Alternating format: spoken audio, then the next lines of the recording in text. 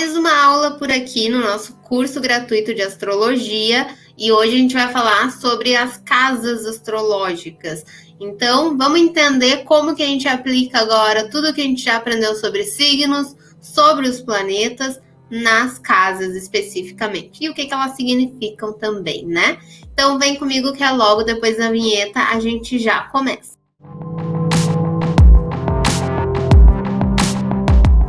Bem-vindo, meu nome é Flávia e essa é a Conscientize. Por aqui a gente fala de astrologia e autoconhecimento.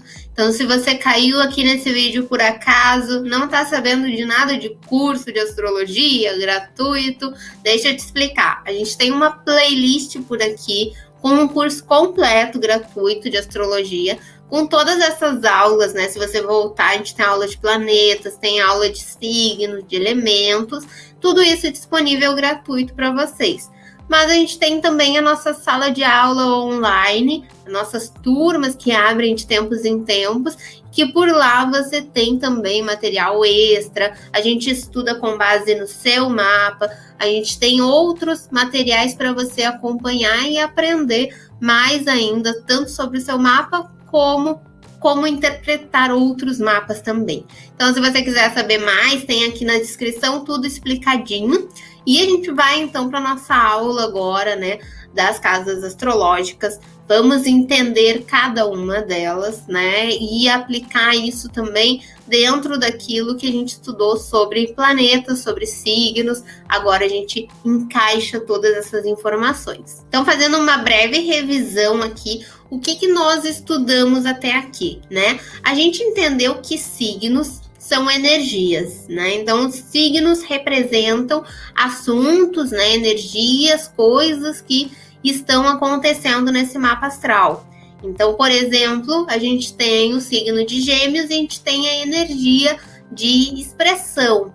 Todos nós vamos ter o signo de Gêmeos em algum lugar do mapa. Todos nós temos alguma área da nossa vida que a gente se expressa um pouquinho mais. Mas são os planetas que são os motivadores dessas energias. Então, talvez eu não tenha nenhum planeta em Gêmeos. Isso não significa que eu não me expresso, que eu não tenho expressão, né? Eu vou ter que olhar onde que tá Gêmeos nesse mapa, eu vou ter que olhar qual Mercúrio, né, para ver, porque a gente não tem nenhum signo de Gêmeos ali, nenhum planeta em Gêmeos, mas a gente tem Mercúrio, que é aquele que motiva essa comunicação e que vai nos mostrar de que forma ele está motivando essa comunicação nesse mapa. Então, a gente tem uma energia de comunicação. Algo está ativando essa energia de comunicação. Esse algo são os planetas. Então, a gente vai ver, por exemplo, falando de comunicação, aonde que está esse Mercúrio? Ele está ativando o quê? Ele está em Câncer, talvez, e talvez ele está ativando uma energia emocional nessa comunicação, né? Ou ele está em Capricórnio, por exemplo, e ele está ativando uma energia mais racional nessa comunicação. Então, a gente vai ver o que ativa essas energias olhando para os planetas. E as casas é onde essas energias acontecem. Então, essas 12 divisões são 12 setores dentro desse mapa, e são 12 divisões ali que mostram onde as coisas acontecem. Então, a casa 1 vai falar de quando eu inicio as coisas, né? Então, talvez eu coloque essa expressão quando eu inicio alguma coisa nova. A casa 5 vai falar da minha criatividade. Talvez eu não tenha nenhum planeta em Gêmeos, talvez eu tenha o Mercúrio em Câncer, mas eu tenho Mercúrio em Câncer na casa 5. Então, eu coloco essa minha expressão e essa minha expressão emocional quando eu estou criando, quando eu estou produzindo alguma coisa, né? Colocando a minha criatividade em algo. Então, as casas mostram aonde que isso acontece. Por isso que é importante que a gente veja se tem casas que estão com muitos planetas, porque aquela área da vida vai ganhar um destaque, né? E aí a gente vai estudar cada uma delas e a gente vai ver quando isso acontece, quando tem um destaque maior nessa casa, quais são os assuntos que a gente tem que estar atentos ali, né? Ou se não tem nenhum planeta, mas como eu falei, vai ter um regente daquela casa, então é importante a gente avaliar cada uma delas. Então, fazendo um resumo, essa imagem aqui essa roda aqui zodiacal, ela resume bem o que a gente estudou até aqui, né? Se vocês olharem aqui por fora, a gente tem os signos. Então a gente estudou signo por signo, cada um desses arquétipos, a gente entendeu como eles funcionam, né? Quais são as principais características. Nos níveis, a gente dividiu ali por níveis, a gente falou nos desafios, nas potencialidades. Então a gente estudou cada um deles. Além disso, aqui tem as datas também para vocês saberem, né? Essas datas variam, né? Cada ano o Sol entra nesses signos em certas datas, mas é sempre por volta desses dias aqui. Tem os símbolos também que a gente viu, tem as qualidades. Então a gente viu que esses signos se dividem em qualidades e se dividem em elementos. Isso também traz informação, né? Eles estão ali, Áries, Sagitário e Leão, eles fazem parte do elemento fogo e eles estão juntos nesse elemento fogo porque eles têm semelhanças entre eles. Eles falam de questões semelhantes, né? Então a gente vê também essa distribuição por essas casas e a gente consegue entender, por exemplo, o fogo tem a questão da energia, da iniciativa, do impulso. Então esses signos eles vão estar muito ligados com isso. Quando eu olho para as casas e vejo aonde que cai esse elemento fogo, esses signos de fogo nas casas do mapa de alguém, eu consigo ver em que tipos de casas que ela dá mais iniciativa, que ela tem mais impulso. Talvez seja na casa 3, e aí eu sei que é mais na expressão. Talvez seja nas casas mais emocionais, e eu sei que ela reprime, que ela guarda mais nas emoções dela essa iniciativa. Então, olhando pelas casas, é como eu falei, é onde as coisas acontecem. E a gente viu também os planetas. Então, a gente vai ter todo esse conjunto aqui de informações para avaliar em um mapa astral, né? E a gente vai começar a avaliar agora a questão das casas. Assim como a gente viu que os signos têm divisões quanto a qualidades, quanto a elementos, né? Que os planetas se dividem também, são os pessoais, os transpessoais. As casas também vão ter algumas questões para a gente estudar sobre isso. Tem uma questão importante de ser observada quanto aos sistemas de casas. O que acontece? Alguns astrólogos usam o sistema de casas iguais, ou seja, todas as casas correspondem exatamente a 30 graus de um mesmo signo. Então, se a gente olhar nesse mapa aqui que eu trouxe, ele tá aqui, ó, com 30 graus de Câncer dentro dessa casa, e unicamente de Câncer. A primeira casa vai estar em Câncer, a segunda casa vai estar em Leão, a terceira vai estar em Virgem e assim por diante. Todas elas certinhas, inteiras dentro de um signo, né? Então, por isso é um sistema de casas iguais. Cada casa tem um signo inteiro dentro dela. Então, se você tem um ascendente em Câncer, consequentemente a casa 2 está em Leão e assim por diante, né? Porque é o signo inteiro ali. Então, alguns astrólogos consideram esse sistema de casas cheias, né? De casas iguais. Mas tem um outro sistema também, que é o que a gente vai usar por aqui, que é o sistema de quadrantes, onde as divisões das casas são desiguais. Temos um signo na cúspide, e para quem não lembra o que é cúspide aqui, a cúspide é o início da casa. Então aqui, ó, esse risquinho que marca a abertura dela, isso daqui é a cúspide, tá? É um nomezinho feio, mas é basicamente a abertura da casa. Então, o signo que tá aqui, ó, aqui tem Câncer nessa cúspide. Essa casa tá abrindo em Câncer, ela tá quase que inteira em Leão. Temos um signo na cúspide dessa casa, mas ela pode ter até 2 outros signos dependendo do mapa. Então, assim, esse método aqui, ele já não é um método que mostra um signo por cada casa. Pode acontecer de uma casa ter 2 signos ali, né? Dependendo do grau. Esse mapa aqui, ele tá abrindo no finalzinho de Câncer. Então, tem aqui 26 graus de Câncer. Ele vai ter praticamente toda essa casa aqui em Leão. Como é que eu sei qual que funciona, qual que não funciona, se tá certo, se não tá? Isso é um grande questionamento, né? E uma coisa que eu faço ainda hoje, sempre que eu tenho dúvida com algum assunto astrológico, o que eu faço é colocar em prática e ver se funciona, né? E é basicamente o que eu aconselho vocês a fazerem também. Testem uma análise com o mapa das casas cheias, testem analisar com esse mapa de quadrantes. O que eu percebi fazendo esse teste, fazendo essas observações? Que o mapa de quadrantes realmente, para análise de mapa natal, de mapa individual, ele funciona mais, ele é mais específico.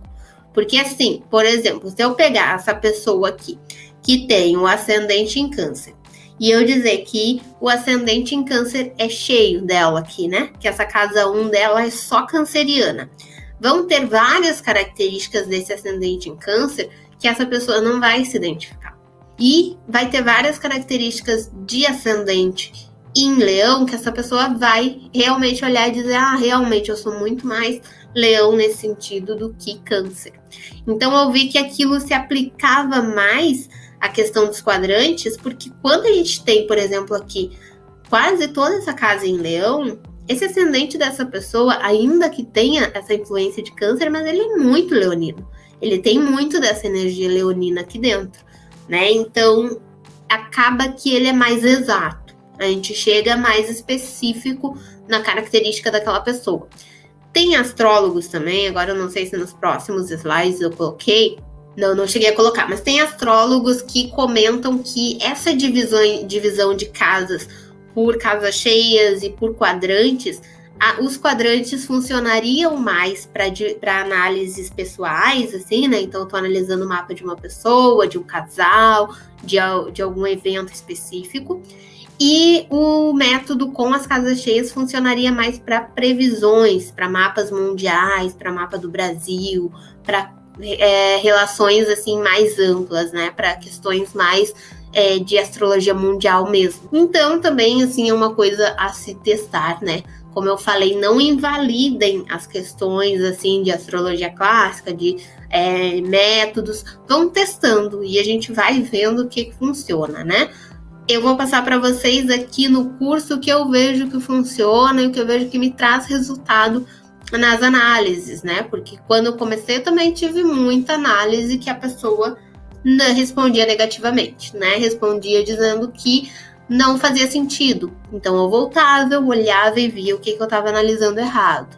Então, sempre que hoje a gente recebe algum feedback positivo lá na Conscientize, né, no grupo, ou alguma análise que a gente faz e que as pessoas, a gente até compartilha com vocês esses feedbacks, eu sempre falo que o elogio não é especificamente para mim, é para a astrologia em si, porque o que eu faço é aplicar o que eu fui testando e aprendendo, e vendo o que funcionava, e buscando, e testando.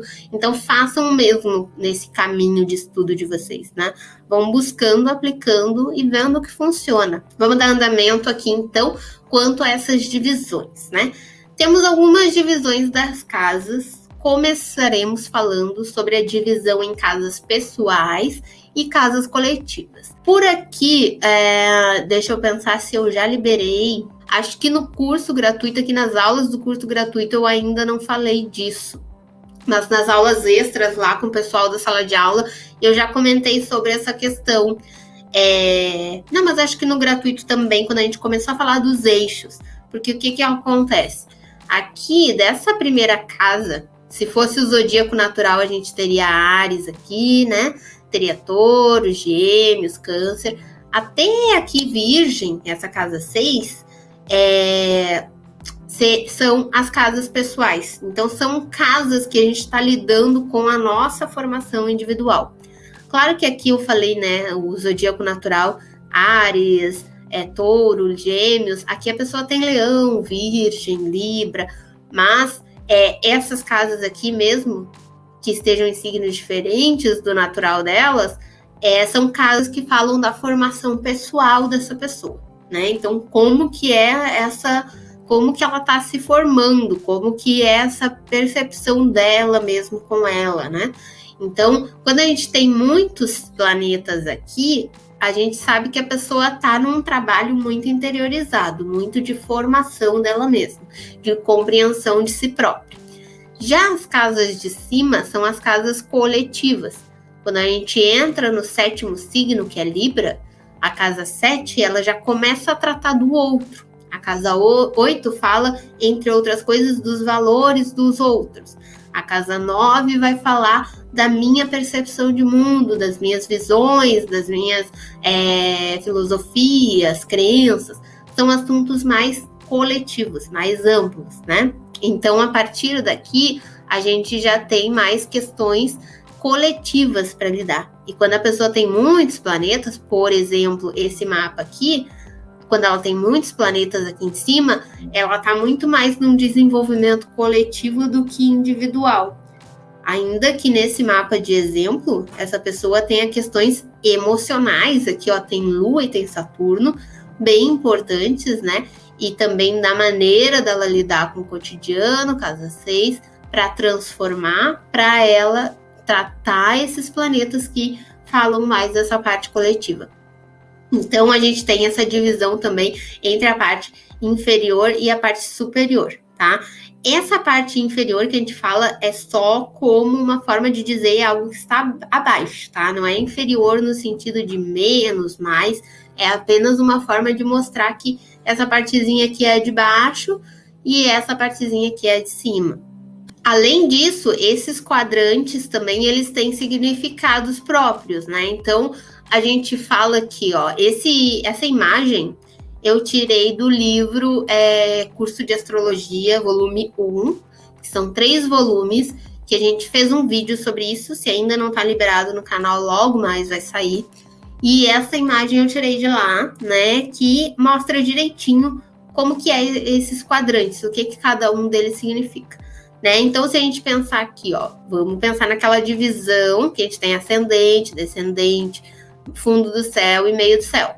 Então, aqui a gente teria a casa 1, 2 e 3, né? Aqui o fundo do céu já seria 4. Esse quadrante aqui até o fundo do céu, da casa 1 e 3, ó, ele tá falando de autodesenvolvimento, porque tá falando de imagem, tá falando de valor pessoal, tá falando de comunicação da pessoa. Então, se a pessoa tem muitos planetas nesse primeiro quadrante, ela tá nesse processo de autodesenvolvimento. Se a pessoa tem muitos planetas aqui nesse segundo quadrante, que vai da 4ª à 6ª casa, ela tá trabalhando autoexpressão, né? Então, a gente tá falando da casa 4, que são as nossas estruturas emocionais, a 5 é a criatividade, a 6 é a questão das tarefas, de como que eu presto meus serviços, né? Então, tô trabalhando a autoexpressão se eu tenho muitos planetas ali. Aqui em cima, nesse terceiro quadrante, da casa 7 a 9, a gente tá falando de autoexpansão. Então, ela tá lidando com as parcerias, as relações, os valores dos outros, o inconsciente dela, as crises, a visão de mundo na 9, né? A questão das crenças, ela está num processo de autoexpansão. E da casa 10 a 12, que é o último quadrante, ela está num processo de autotranscendência. Então, aqui a gente já está trabalhando mais a questão de servir, né? A colocar a questão de carreira, colocar a questão de trabalho, de servir à sociedade. A casa 11, o coletivo, os grupos, como que eu me posiciono diante das questões humanitárias, das questões sociais. E na 12, a espiritualidade, a compreensão de coisas mais elevadas, de coisas mais profundas. Então, aqui já é um processo de autotranscendência bem intenso, né? E que normalmente é bem intenso para a pessoa também, assim, de compreender, né? Porque é algo bem profundo mesmo. Então, tem essa divisão também. Lembram quando estudamos sobre os elementos e qualidades? Pois também temos uma divisão de casas referentes às qualidades. Então, aqui a gente tem mais uma divisão também, antes da gente começar a falar das casas, que são com relação às divisões de qualidades. Por isso que a gente tem essa construção aqui no curso, que a gente estudou primeiro os elementos, depois os signos, depois os planetas, agora as casas. Porque aqui a gente vai começar a somar essas informações. Então, assim como a gente estudou lá as qualidades, a gente vai ter a divisão dessas casas de acordo também com as qualidades. Como que acontece isso? A gente tem as casas angulares, que são a casa 1, 4, 7 e 10. Se vocês lembrarem lá das nossas aulas de qualidade, vocês vão perceber que a casa 1 é de Áries, casa 4 de Câncer, casa 7 de Libra e a 10 de Capricórnio. Esses signos são da qualidade cardinal, né? Então, essas casas angulares têm relação com essa qualidade cardinal. E assim como essa qualidade, essas casas têm potencial de ação. Os planetas por aqui ganham mais destaque. A casa 1, os planetas ali vão mostrar muito da iniciativa dessa pessoa. A casa 4 mostra muito da maneira como essa pessoa estrutura o emocional dela e também como que ela vai expor essas emoções, né? A casa 7, como que ela lida com o outro. E a casa 10, como que ela busca a realização pessoal dela. Então, tem muito a ver com os signos cardinais. E são essas casas angulares, né? Então, os planetas que estão ali, vocês já dão um foco um pouquinho maior, né? Já dão uma olhada, assim, que aqueles planetas têm um impulso mais destacado dentro desse mapa. Lembra quando a gente fez o cálculo lá? Dos elementos, das qualidades, que eu comentei com vocês que primeiro a gente consideraria os planetas, depois a gente falaria da questão dos elementos e qualidade nas casas. Pois é, o que acontece? Aí algumas alunas me perguntaram lá também sobre considerar o ascendente, descendente, fundo do céu e meio do céu. São justamente essas casas angulares. Então, sim, elas têm uma intensidade maior ali, né? Mas a gente vai agora entender que, assim, o que acontece? Os planetas que estão ali, eles ganham um impulso maior, tá? Então, a gente tem que olhar não só para o elemento que está ali, mas qual planeta que é. Por isso que a gente precisava já ter conhecimento também de que planetas são esses, para a gente entender o que acontece, né? Se é um Saturno de uma forma, se é um Mercúrio de outro.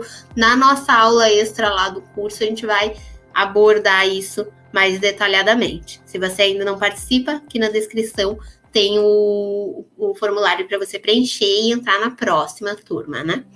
Então, além das casas angulares, que se referem à qualidade cardinal, a gente tem as casas sucedentes, que são a casa 2, 5, 8 e 11. Essas casas representam qualidade fixa. Então, se as casas angulares tem aquela questão do impulso, né, da coisa cardinal de levar para frente, de tomar a iniciativa, nas casas fixas a gente segura. Então, nessas casas aqui, elas demonstram uma estrutura mais estabilizada.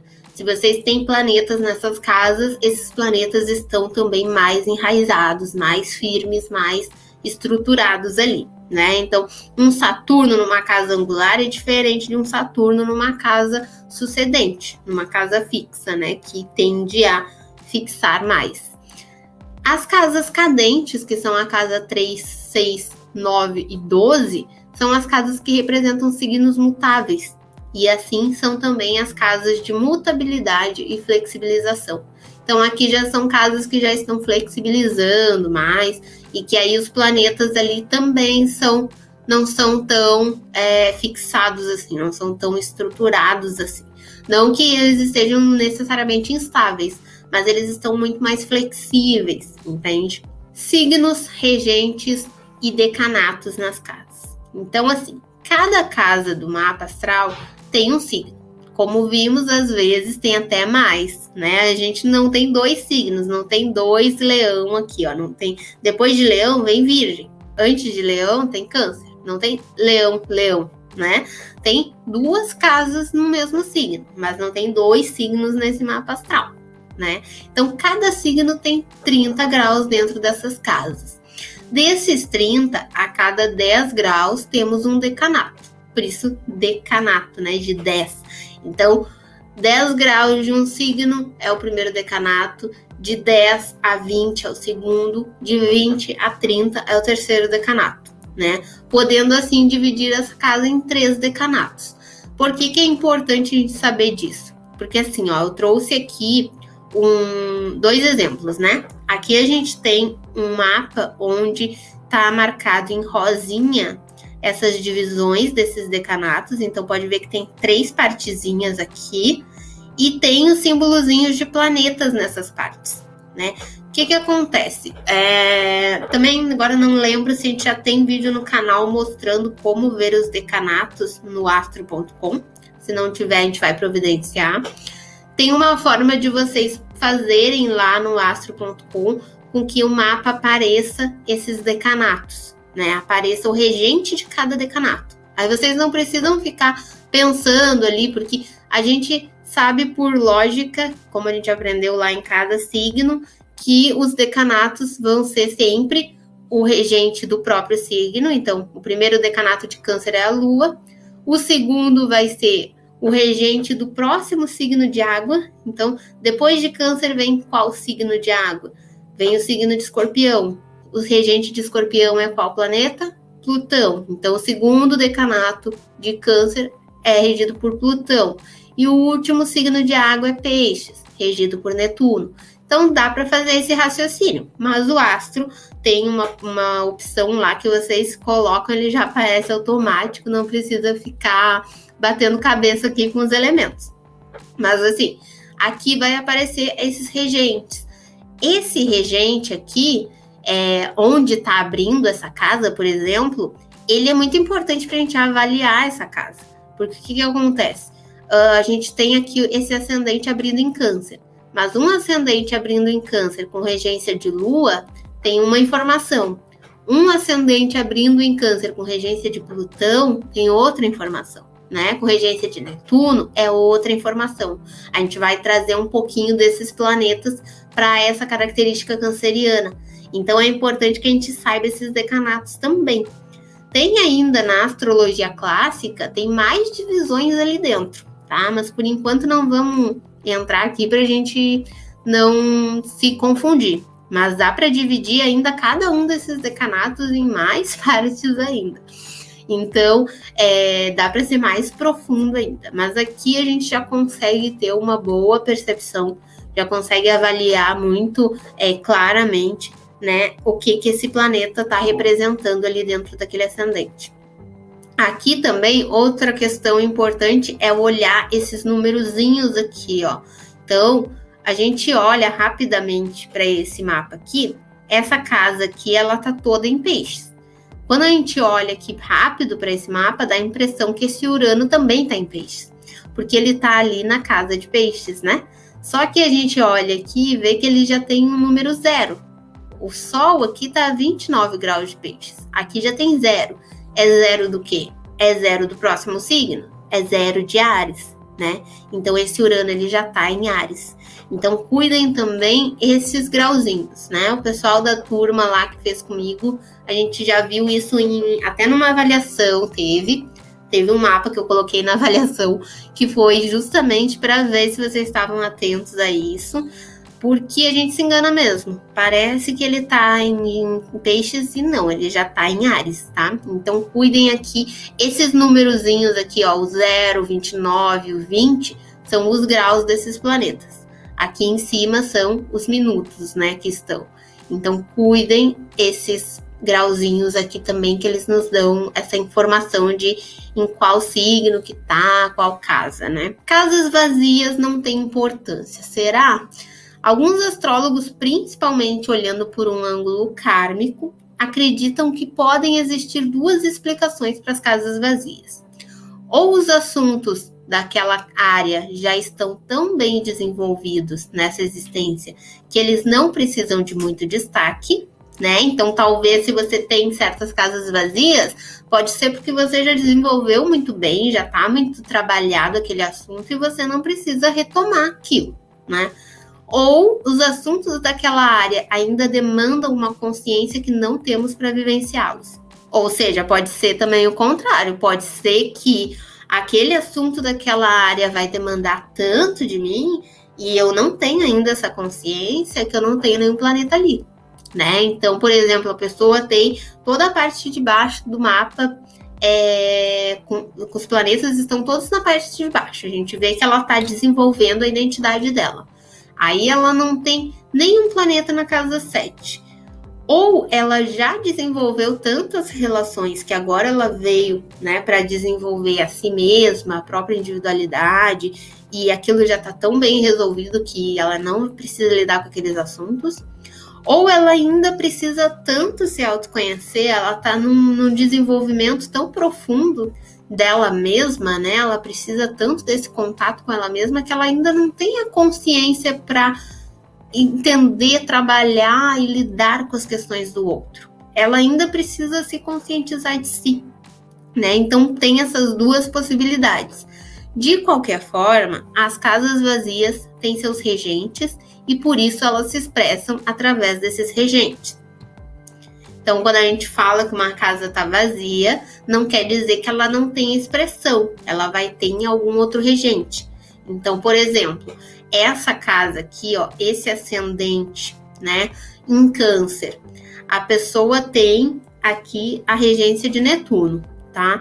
Se a pessoa tem o ascendente abrindo na regência de Netuno, de Câncer, e esse ascendente dela tá vazio, eu preciso olhar onde que tá esse Netuno dela. Aí eu vejo que tá lá na 8. Ou seja, eu vejo que tem questões inconscientes aqui para ela lidar, para essa expressão fluir. Né? Aí a gente pode entrar nos assuntos de Netuno também, para falar. A gente pode falar também da questão de Leão. Aqui não tá pegando nenhum decanato nesse ascendente, né? Só a 2 ele que abre. Mas eu posso olhar o Sol, que é o regente desse signo de Leão, também tá na 8. Então, assim, eu vejo que essa pessoa tá num processo bastante focado no... Lembrem desse quadrante, que era a questão da expansão. Ela tá buscando esse contato com o inconsciente dela, com a expansão dessas questões internas, para ela se entender, para ela se encontrar, né? Então, sempre que vocês verem uma casa vazia, não pensem que ela não tem importância. Vai ter algum regente dela aqui, em alguma outra casa, que vai nos dar informação de aonde que aquela casa está sendo expressada. Por isso que quando a gente tem um stellium, que a gente gravou um vídeo por aqui já também, quando a gente tem um stellium, a gente tem uma casa sobrecarregada, que a gente fala. Porque o que acontece? Todas as outras que estão vazias, elas vão refletir lá. Então vamos pensar aqui, né? Vamos pensar que se Júpiter e Mercúrio tivessem tudo junto aqui. Aí a 1 tá vazia, eu vejo que tem regência de Netuno, olhei lá, tá na 8. Aí a 2 tá vazia, tem regência de Marte, olhei lá, tá na 8. Aí a 3, vamos supor que ela estivesse vazia, né? Tem regência de Vênus, aí eu olho lá, vamos supor que tá na 8 também. Então, quer dizer, tudo indica para aquela única casa. Aquela casa fica sobrecarregada. Aquela casa tem que ser trabalhada para praticamente todo o restante do mapa fluir, né? Então, ganha muito impulso as energias dessa casa aqui, quando a gente tem um stellium ali acontecendo. Casas cheias de stellium, acho que eu acabei adiantando aqui o conteúdo. Essas casas ganham um destaque, e principalmente, dependendo dos planetas ali, essa casa pode se tornar muito confusa. Ela fica, de certa forma, sobrecarregada, assim como a casa oposta vai acabar ficando tensionada também. Porque o que acontece aqui, né? Então, como ela tem muitos planetas aqui, fica difícil, ao mesmo tempo que tem várias casas indicando para ela, ou seja, eu tenho que lidar com essa energia de casa 8, mas eu tenho ali Netuno, que é um planeta, né, de sensibilidade, de intuição, espiritualidade. Aí eu tenho Marte, que fala de ação, de impulso, de fazer, de acontecer. Aí eu tenho Sol, que é o brilho pessoal. Aí eu tenho Urano dizendo, não, vamos mudar tudo, muda tudo, não quero fazer nada igual. Quer dizer, tem muita coisa acontecendo ali. Tem muita coisa, muita energia misturada, né? Pensem no mapa astral como uma casa inteira, né? Com vários cômodos. E aí, dentro desse cômodo aqui, tem várias pessoas. E pessoas totalmente diferentes entre si. E elas estão tentando se entender. E nesse tentar se entender, a gente ainda tem que entender que cômodo é aquele. Ou seja, primeiro eu tenho que acertar essas pessoas que estão aqui dentro, fazer elas se conversarem bem, para eu conseguir organizar esse cômodo, senão não vai dar certo, né? Então, quando tem muitos planetas, quando tem um stellium, fica bem confuso nesse sentido.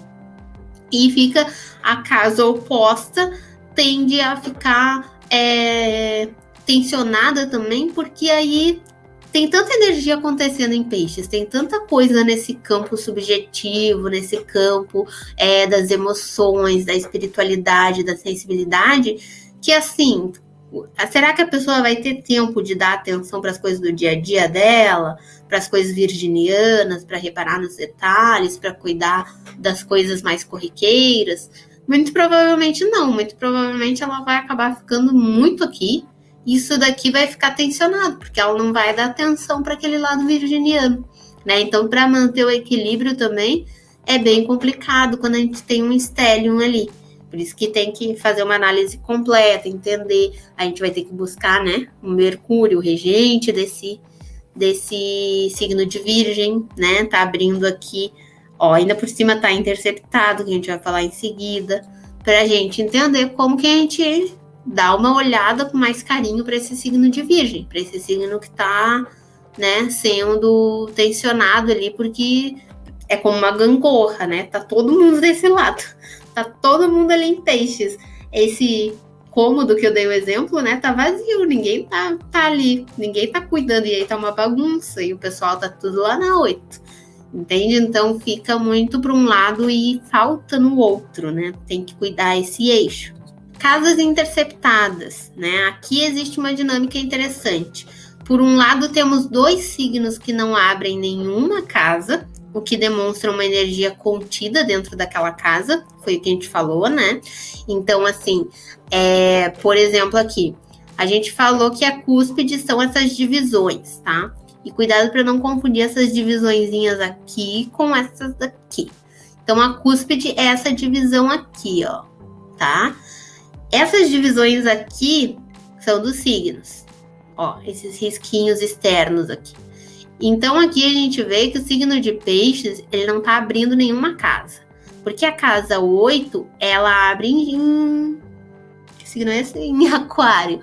Ela abre em aquário aqui ainda, né? Aí tem peixes inteiro e já abre em Áries depois. Então, não tem nenhuma casa abrindo em peixes.